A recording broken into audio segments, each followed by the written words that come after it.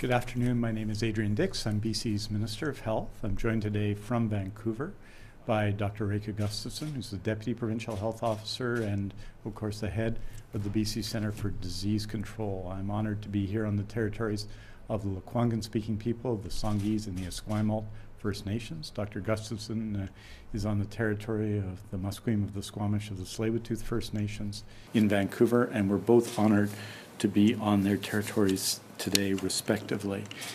Tomorrow, Tuesday, written updates on the COVID-19 pandemic in British Columbia around 3 o'clock on Thursday. I'll be joined again, as usual, by Dr. Bonnie Henry, who will be providing an update on modeling and on the state of the pandemic in British Columbia at that time. That's on Thursday afternoon.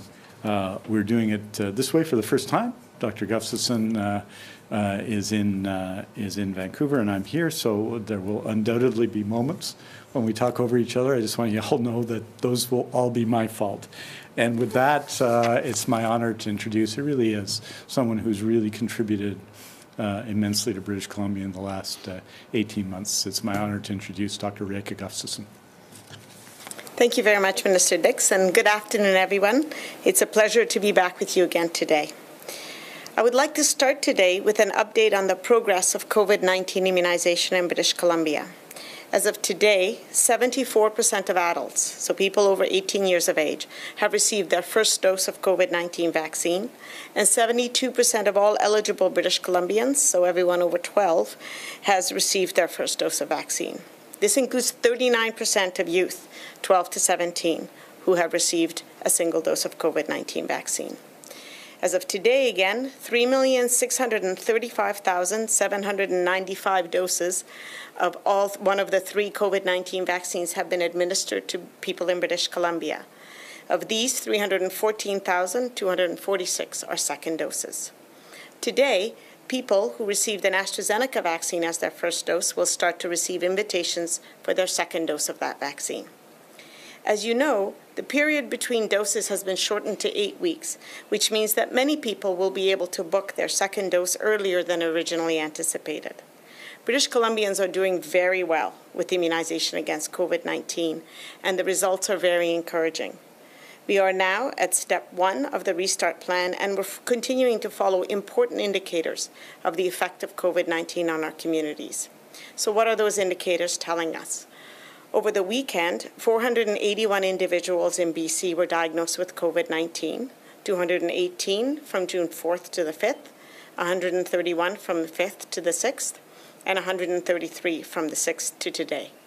By health authority, that's 70 diagnoses in Vancouver Coastal Health, 285 in Fraser Health, 9 on Vancouver Island, 101 in Interior Health, and 15 in Northern Health over the 3 days of the weekend. We now have had 141,663 British Columbians ever diagnosed with COVID-19. At the moment, 2,102 of those individuals are considered to be active cases. As of today, there are 199 people still remaining in hospital. 63 of those are in critical care, and 38 are requiring mechanical ventilation today. Everyone else has recovered. Sadly, 12 people have died as a result of COVID-19 over the past 3 days. My condolences to all those who have lost loved ones. Since the last report, 2 new outbreaks were declared, one at Kelowna General Hospital in Interior Health and one at Glenwood Seniors Community in Fraser Health. The outbreak at Sunrise Poultry has been declared over since our last report. These negative outcomes, these losses, are an important reminder of what we have to gain. For the past 16 months, all of us, public health teams, frontline workers, frontline healthcare workers, and all of you have been thinking about preventing negative outcomes, preventing losses. We've been focused on preventing serious illness, hospitalizations, and deaths. Orders and restrictions are part of our daily lives. But now we are in a much better position as a province, and we can start to focus on all there is to be gained through immunization. And there's so much. If we keep going, we can get back to the things that sustain us, back to our communities, back to work, back to the meaningful relationships in our lives. And as we move forward, our public health monitoring and management will also change, and I'd like to share some of those details with you so that we can gain a shared understanding of what those changes are and why they're happening. As cases continue to decline, daily fluctuations, especially in cases, will be less and less meaningful. Rather, 7-day averages and long-term trends are going to be better indicators of our progress. From a public health perspective, as long as we continue on this trajectory, we will be aiming to shift our approach from pandemic emergency response to a sustainable public health management. This approach is actually similar to how we prevent and control other communicable diseases. In BC, strong local public health teams of public health nurses, environmental health officers under the leadership of medical health officers monitor, prevent, and control communicable diseases every day. Indeed, normally they do it so well that we rarely hear about them in the news. What we can look forward to in an immunized population is that COVID-19 will become one of these communicable diseases, the one that is a disease that is effectively and expertly managed by public health and the healthcare system. It also means public health teams can return to some of the other equally important work that keep us well, to prevent overdoses, to prevent injuries, and to reduce health inequities in our population. We are on a good path to get back to work, to school, to university, to seeing friends, to traveling, resuming those connections that are so important to all of us. But to get there, please register and ensure you are fully vaccinated so we can all put this pandemic behind us. Thank you for your time. Thank you very much. By passing on my condolences to the 12 people who passed away over the last 3 days, 9 from Friday to Saturday, 1 from Saturday to Sunday, 2 from Sunday to Monday in British Columbia related to the COVID-19 pandemic. 8 lived in Fraser Health, 4 in Vancouver Coastal Health. And these are difficult times, especially now, especially through 18 months of the pandemic, I think, for people to lose loved ones as a result of the COVID-19 pandemic. Their remark, I think their message about the force of the pandemic and the force of this virus on many people still in our province, and the need for us to continue to take actions to stop the spread of COVID-19, but mostly it's a moment of grief for the families, for the friends, for the caregivers, and I want them all to know that we are with them today in what is a very, very difficult moment. Obviously, the overall news on vaccination continues to be good. We had a very strong weekend of vaccination, I think on or around 146,000 doses over the last 3 days, including the weekend days. And significant number of those now, of course, are second doses. I'll just say that in terms of first doses, that over 70, about 88% of people have received their first dose, over 65, 86%, over 60, 85%, over 50, 82% for the first time. Of all of those people over 40, which is a huge group in British Columbia, 80% now have received their first dose of immunization, and 77% over 30. Of course, over 18, all adults, it's 74%, and all those eligible over 12, it's 72%, 121,058 people. Children and youth between 12 and 17 have received their first dose immunization in the relatively short period of time in which those doses have been open to them. A sign, I think, of the determination, especially of young people, to get vaccinated. And that's something we want to, of course, continue to encourage. With respect to hospitalizations and critical care, we see that the number of people in hospital is now under 200 at 199. At its height of the third wave, that was 511. The number of people in critical care up slightly over the weekend is 63. That's down from 183 at the height of the pandemic.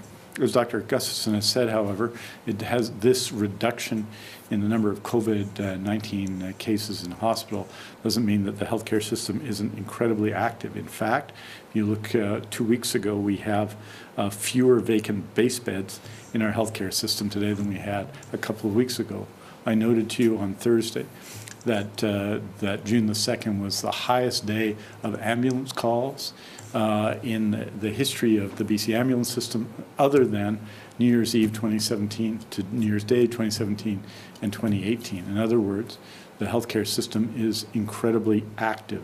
We had 2 weeks ago 672 vacant base beds, and today we have 619 vacant base beds as overall COVID-19 hospitalizations have declined. So people are doing and continuing to do extraordinary work in our healthcare system, and as our society comes back to normal, we may well see more of the events that lead people into emergency rooms in our province. Through the weekend, we saw some of that on some news programming and print reporting. We've seen images of Surrey Memorial Hospital and doctors, nurses, and other specialist caregivers and support staff, tired, worried, and concerned that there were still many COVID patients in their ICU. For the past several months, and the past few weeks especially, our message to register, book, and get vaccinated has been relentless. You've heard it everywhere, and it's been shared by community leaders across BC. And we've done this because COVID is relentless. Since COVID became a household word, we've seen the nightmare that is global pandemic. We've seen the show of COVID's resilience in each jurisdiction's fight to stop the spread, the illness, the death, the sacrifice, the profound loss. We've seen how we adapt. And with a virus that lives to spread and spreads to live, we've seen how it adapts too, through variants and the worrisome variants of concern. With each wave, we've seen efforts to get back what we can of what we've lost, to reconnect, renew, and resume our lives. And with the launch of BC's Restart Plan 2 weeks ago, we're doing that again. In BC, across Canada and around the world, that is our very human nature, to start again, to rebuild, and to move forward. But our duty to stop the spread has not ended. COVID-19 has sent us no message of surrender. We know it's essential that we register, book, and get our shot, to do it now, and keep with it as we're directed to do what's next. And we do that knowing, never forgetting, that the vaccines are highly effective, but not 100% effective.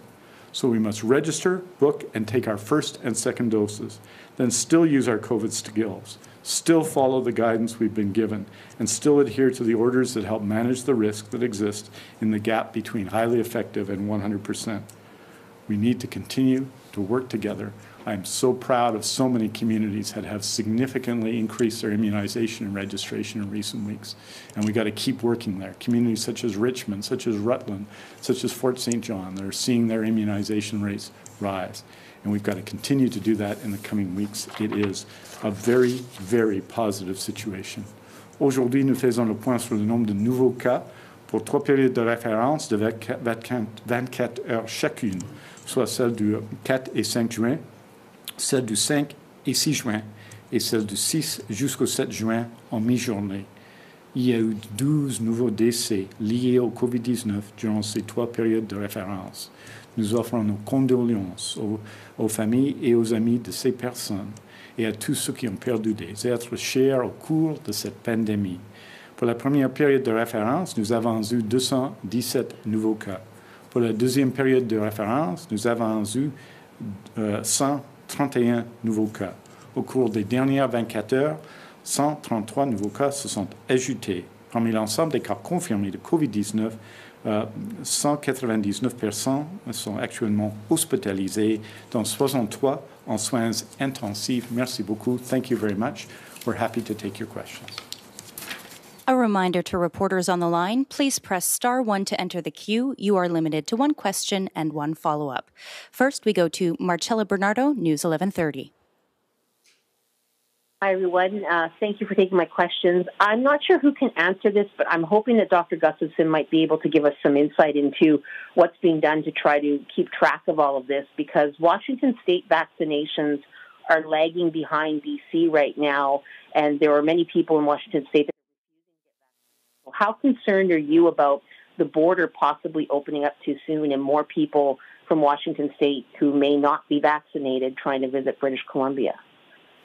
Thank you for your question. The single most important way we can protect ourselves is to ensure that we ourselves, we as a community, are immune.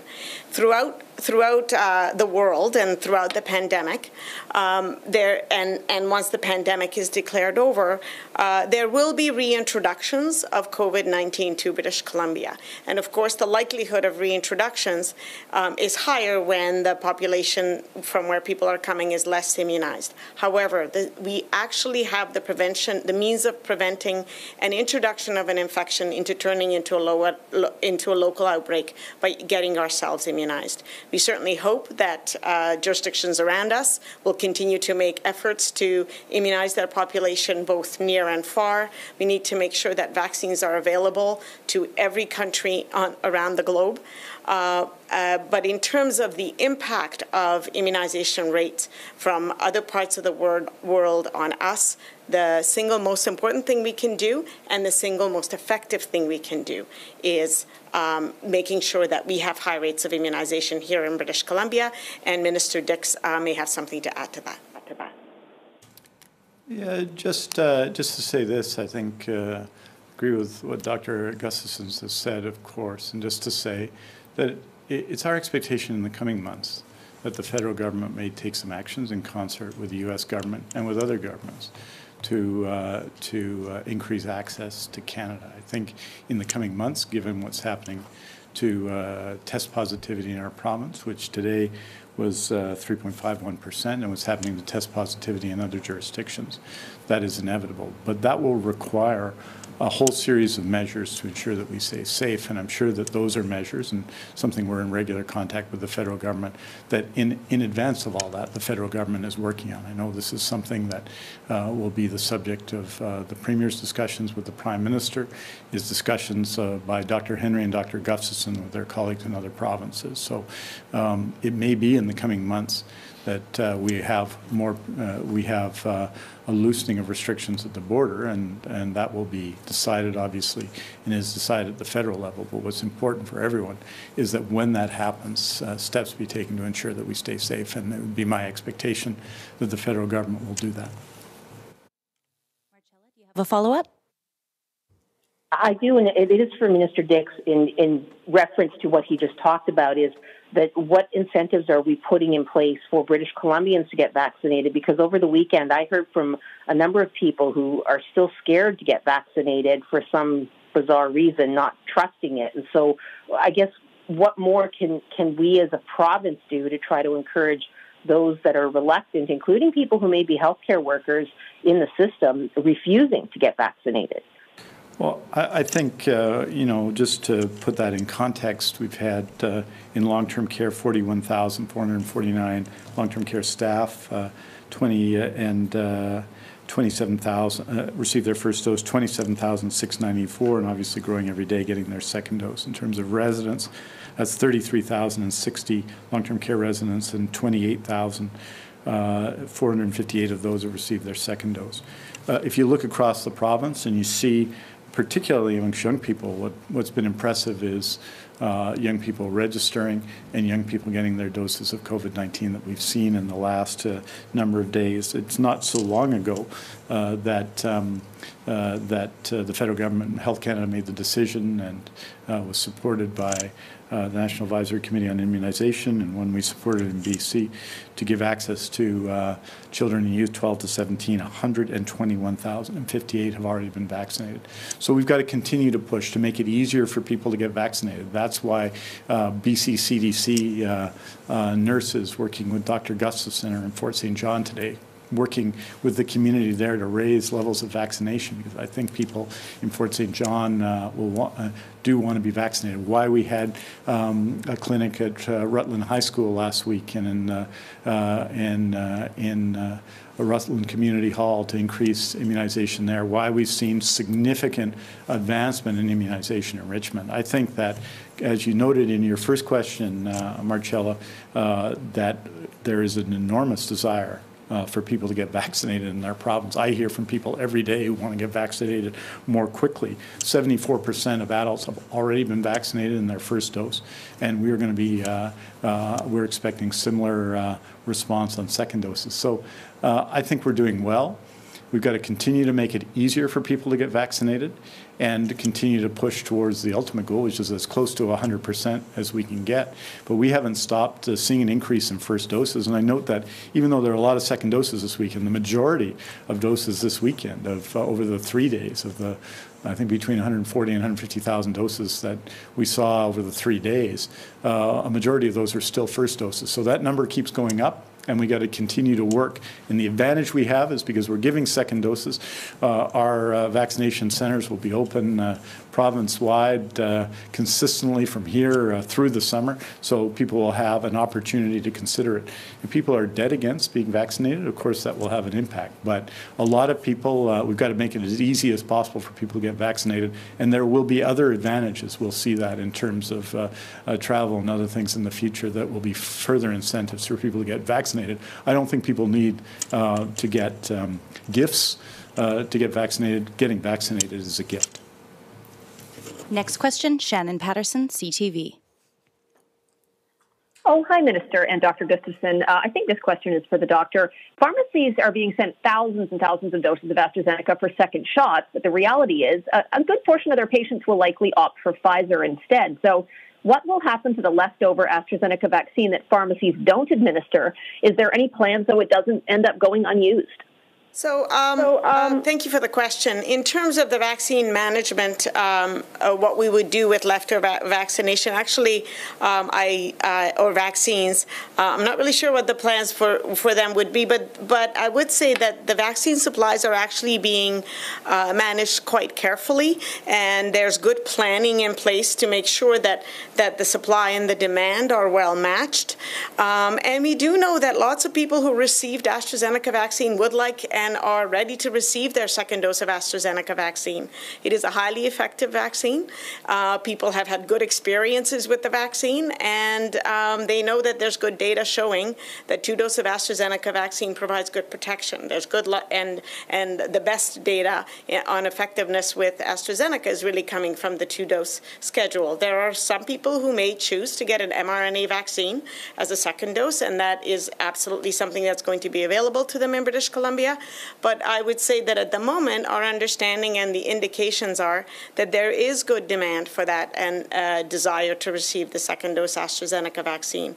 At the same time, our vaccine management programs in British Columbia are watching those things very, very carefully, from surveys, from the number of people who are booking their appointments, because your question is important. This is a global pandemic, and it is our duty to make sure that we minimize any vaccine wastage, because every single dose in somebody's arm is protecting that individual and the rest of us. And so I think it's a very important consideration and is being watched very carefully. Shannon, do you have a follow-up?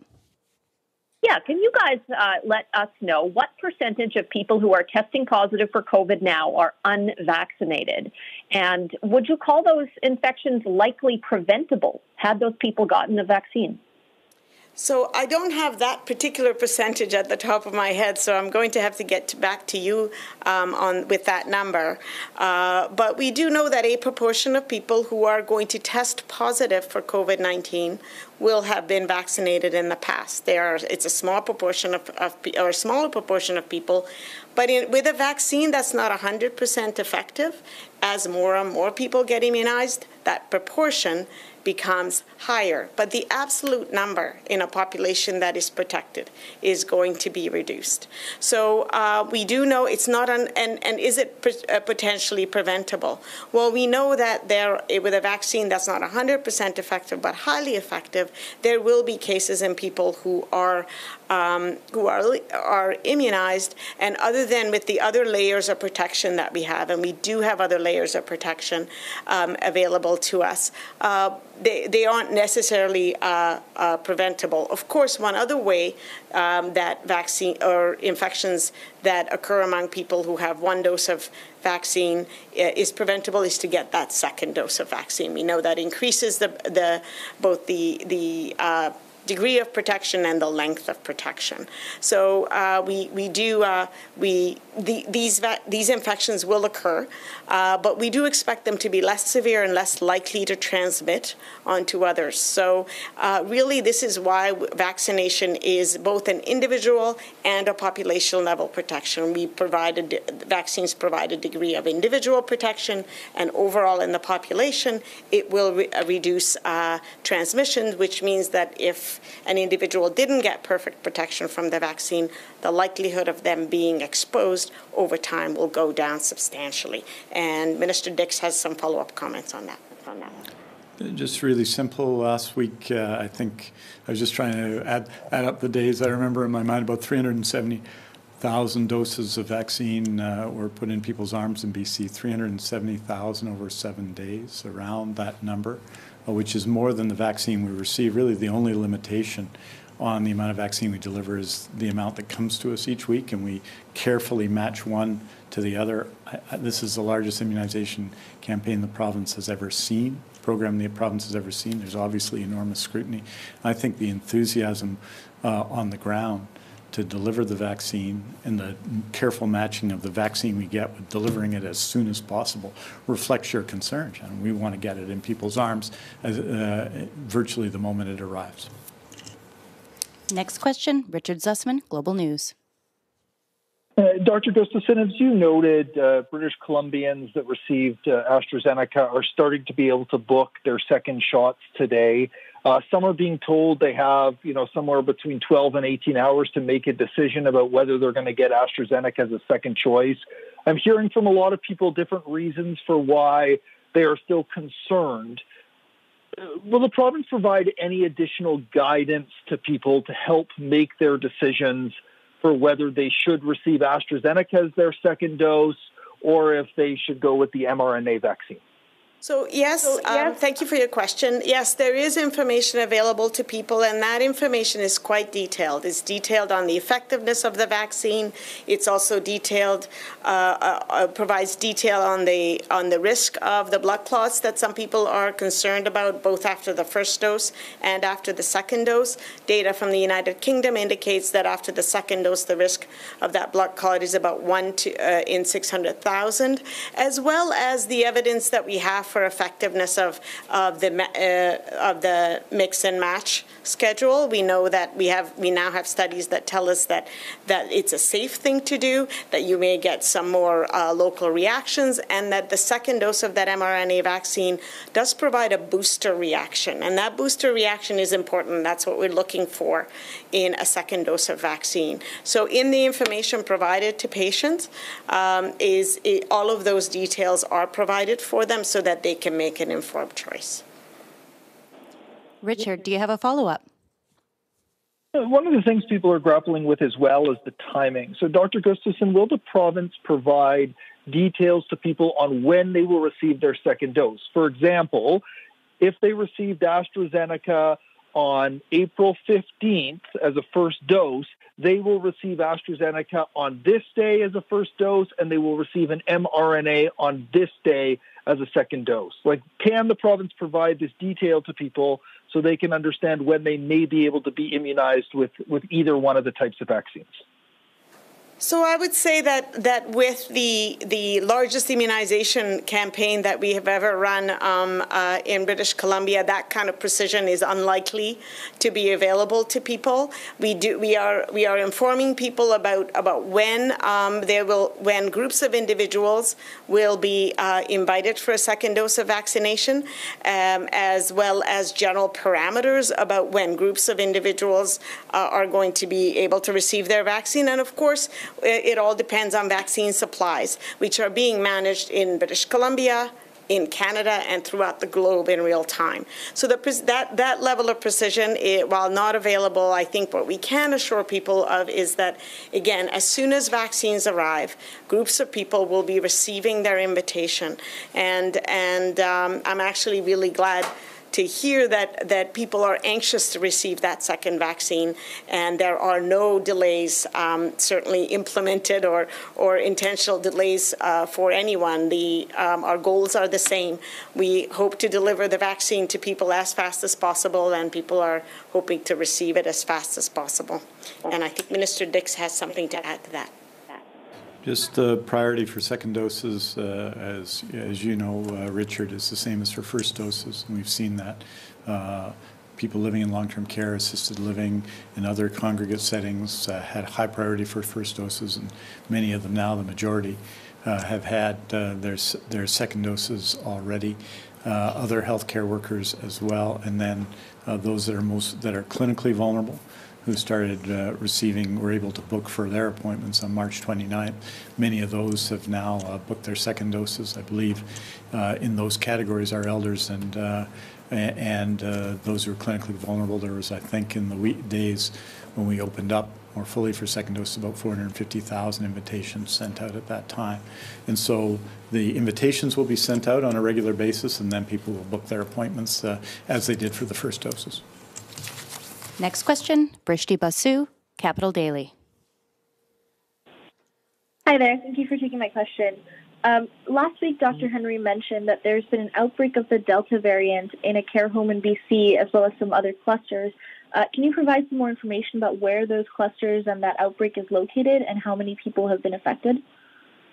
So the specific Delta variant in British Columbia, as to where the clusters were exactly, that's not information that I have for you, but I can give you some information about the Delta variant.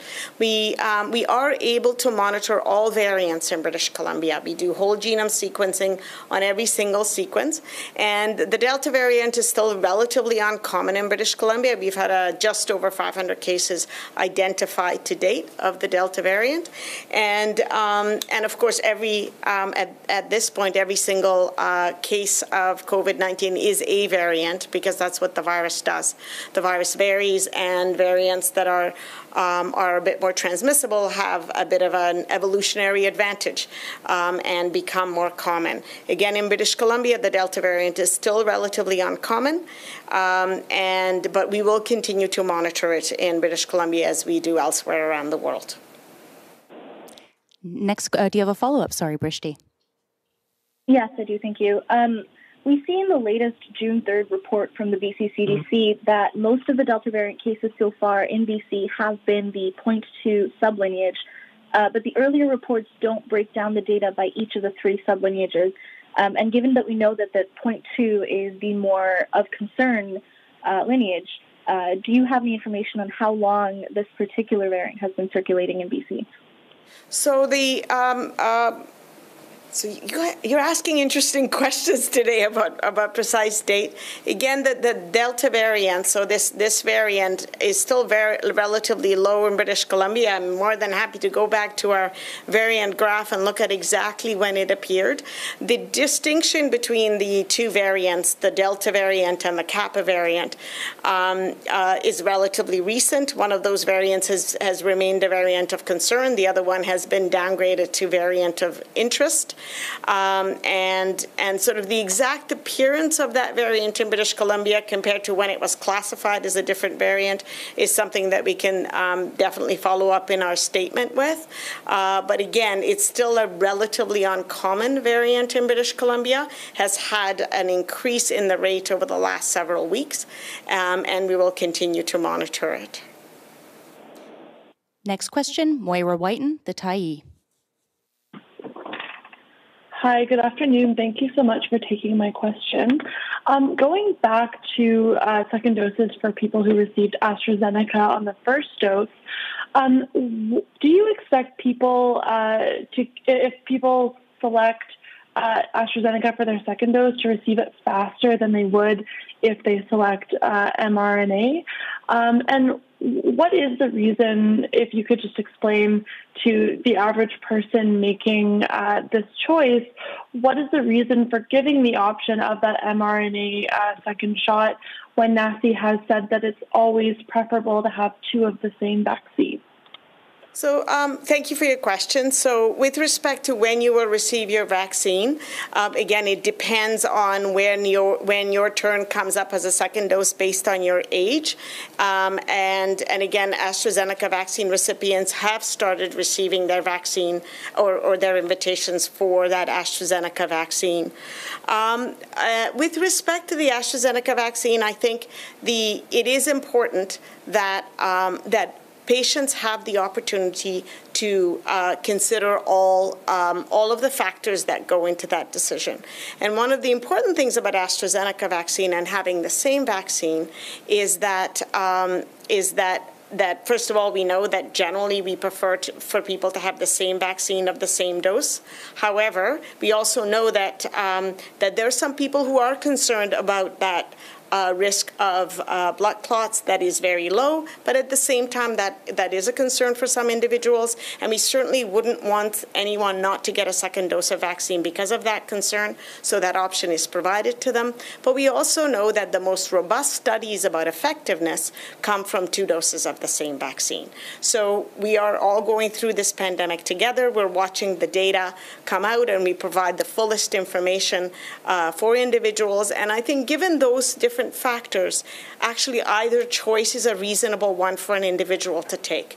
As long as they receive that second dose, either choice is reasonable. We are providing all the information we can for individuals to make health choices for themselves. The most important thing is to get that second dose.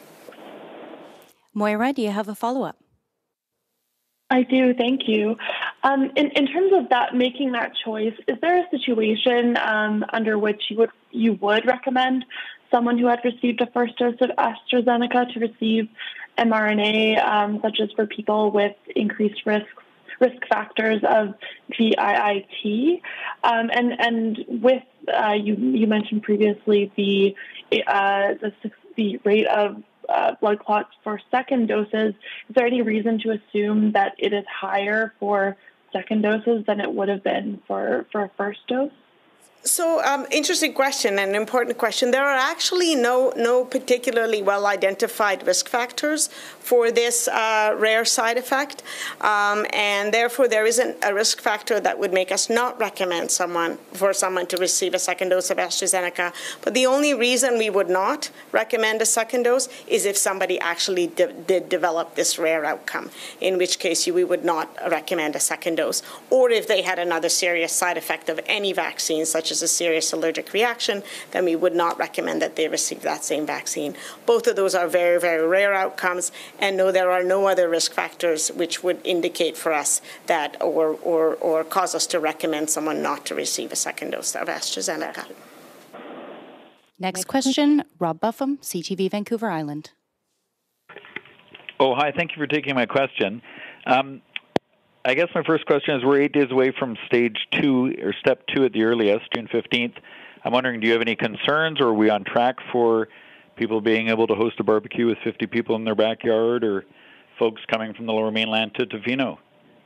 At the moment, when we look at what were the criteria that were established for being able to move to the next stage, we are on track. Our first dose immunization rates are high, as we mentioned, 74% of those over 18, 72% of those over 12, and the important indicators of what's actually happening with COVID-19 in our community. So the indicators that tell us not only what proportion of people are immunized, but that the immunization is having the effect we want it to have. So, which is that cases are declining, hospitalizations are declining, critical care admissions are declining, and mortality has remained low and stable throughout this third wave of the pandemic.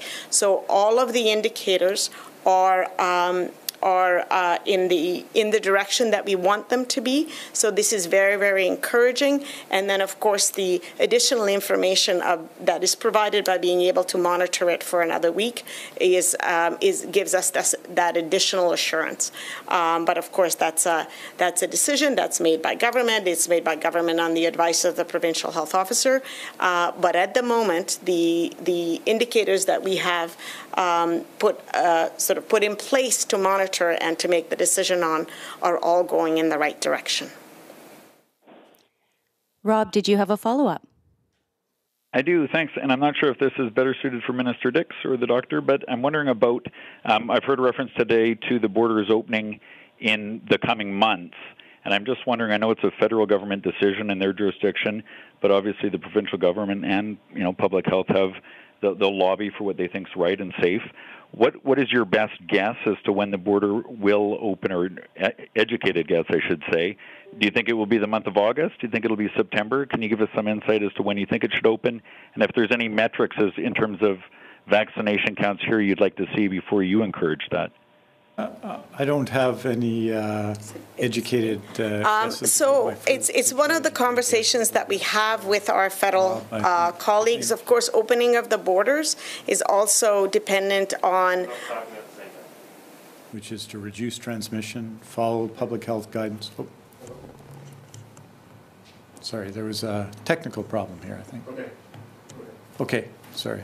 Just, I think, let's start again, because we had, I think, a technical issue. Just say, Rob, that I think that I'm not going to make any educated guesses. I think what we try and do and consistently do, as we did last summer, months in advance, is prepare for eventualities. And so that's what we do all of the time in terms of the COVID-19 pandemic increasing. Last summer, for example, dramatically, the number of people who did contact tracing in BC, for example, in advance of the fall. So that's a federal government decision, and it's based on I'm sure, many of the same metrics that we look at. But this is something that the premiers and prime ministers are talking about, that the provincial health officer and Dr. Gustafson talks about with her colleagues and gives advice on. But I think the key question that we'll want to see answered is what steps are being taken when those things occur to ensure that we continue to be safe. And those are the things that I know that the federal government is working on, and of course they must be working on. And we'll now go to Dr. Gustafson in Vancouver. Thank you. So the only thing I really have to add to that is just the importance of remembering that the border is long and involves all of Canada, and this is something that we discuss with our federal colleagues. And the decision will take into consideration things like the rate of transmission, rate of infection south of the border, and the level of immunity in Canada overall.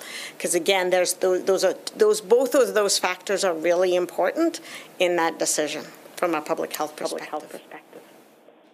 We have time for one more question. For everyone listening, Dr. Henry and Minister Dix will release a statement this afternoon with the latest information on cases, hospitalizations, and outbreaks, which you can find at news.gov.bc.ca.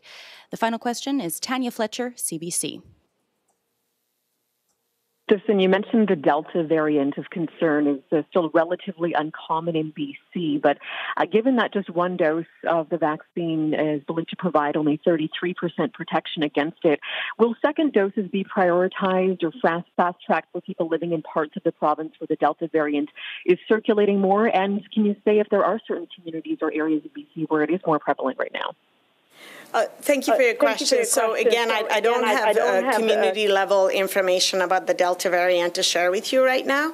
But what I can say is that second doses are being offered as fast as possible in British Columbia.